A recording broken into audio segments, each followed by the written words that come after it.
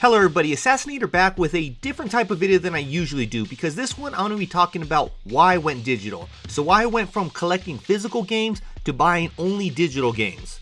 Now I'm doing this video not to convince you to go ahead and go digital, but to let you know of why I went digital, just in case it's something you didn't think about and you might end up wanting to do that.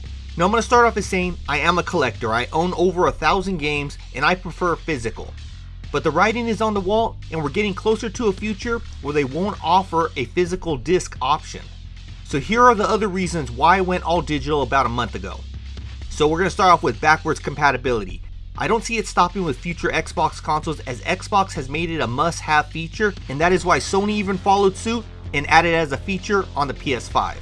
Where disc drives, on the other hand, at some point will no longer be offered with future consoles, requiring you to keep your old generation console if you want to play from a disc. Now to me, I'd rather have everything come forward, so I only need to have one console plugged in. Next, games release a lot of the time at midnight. Now back in the day we used to have midnight launches, and they were great. You got to hang out with other people who were fans of that same exact game and possibly even create some new friendships. But midnight store launches are very few, if any, nowadays. I think the last time that I heard about one was back in 2018. So you probably won't be getting a disc copy at midnight. Where with digital, there's no need for you to wait for the store to open or for your UPS or FedEx driver to deliver the game. With delivery, sometimes they run behind and you don't even get it on launch day, especially if you order from companies like Amazon and Walmart. And even if they do arrive on launch day, they can be as late as 8 or 9 p.m., causing you to miss out on precious gaming time.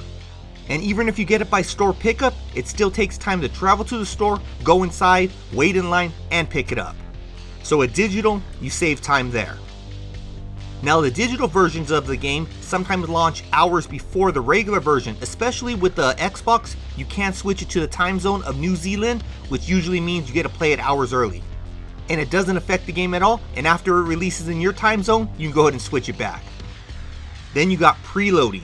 With digital, you can preload most games days before it releases. This makes it where you're ready to play as soon as it launches. Where with physical, you'll need to insert the disc after you receive it, then wait for it to download before you can play it. So for people like me who don't have a whole lot of time to play, I don't want to spend my time at a store or downloading the game. I want to be able to get right to playing it, especially right when it launches, because everyone's been talking about it all day. I come home from a hard day at work, I want to be able to just hop in and start playing. Now I know one of the biggest things that people talk about is game preservation, and a lot of people think that game preservation means that it has to be a physical game. No, as long as the game is preserved for everyone to be able to play in the future, to me that's game preservation. I believe that's what Phil Spencer is talking about when he describes game preservation.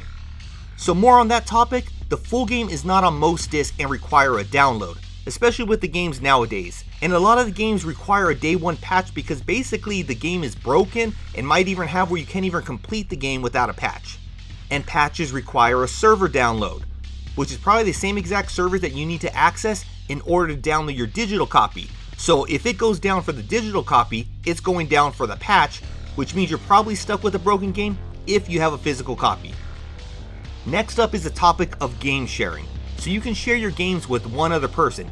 Xbox allows you to set your home system on somebody else's system so that they can go ahead and play everything that you own.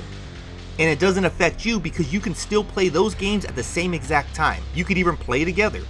Now you can only do this with one console at a time and can only switch between consoles a few times a year. Most people, including myself, do this with a close friend or a family member not in the same household. And usually we go about 50-50 on a game, so it saves both of us money. Then there's damaged games. Most young kids, even some adults, don't know how to handle discs properly and they can mess up the game, causing it to be unplayable. That can't happen with a digital version. Then there's the benefits when traveling. So if you happen to own an Xbox Series S and an X screen, you can download and play your games on the go. Now the Series S is only digital, and from what I know there's no option for an X screen on the Xbox Series X, at least as of right now. Now if you don't like that option because you don't want to carry a console and an X screen with you, or maybe they're too expensive to have a second just for travel, Xbox is working on another option where you'll be able to stream your games that you own digitally to your mobile device. Not just games in Game Pass. I know you can currently do that with Game Pass right now. These are games that you actually own that are not in Game Pass. So Xbox mentioned it a while ago when they first launched the xCloud, and recently Xbox confirmed that this is still in the works. So it's not an option you have right now, but it's something to start preparing for so you can have access to all your games in more places. So all of that lumped together is the reason why I switch from physical to digital. Now you can never have everything be a positive, there always has to be a downside, so here are a few, and these might be the reason why you don't want to go digital. You can only game share with one person, with the method that I mentioned before, where with a disc, you can pass it from one friend to another. On top of that, you can go ahead and sell or trade it in, where a digital game has zero value to anyone else unless you sell your whole account. Another negative to those collectors is that you cannot display it on a shelf, because as a collector, you want to see rows and rows of games on your shelves. You can't do that with digital games. And then the last and probably one of the biggest reasons why I didn't go ahead and switch over to digital for a long time was game prices. You don't have the option to buy games from various stores when they go on sale or from apps like OfferUp. And yes, I know games do get discounted on the Xbox store, but with that said, you can usually find a used copy even cheaper than that. So to me, that's everything you need to know to kind of think about and decide for yourself if digital or physical is right for you. I hope it helps you decide whether you want to go digital or physical, because this isn't something that you should just hop into. You really got to think about it, and I think digital is the way that they're going in the future. So I think it's one of those things that eventually you will go all digital. It's just, what do you want to have in your collection? Do you want to have physical games now and then switch over to full digital when you can no longer do that? Or do you want to get ahead of that curve so you can go ahead and bring all your games forward to the next Xbox system? Either way, let me know. Are you a physical person or a digital person? Or maybe you don't care and you just get whatever's cheapest and easiest to get to at the time. Also, let me know if this video helped you. But until next time, Assassinator out.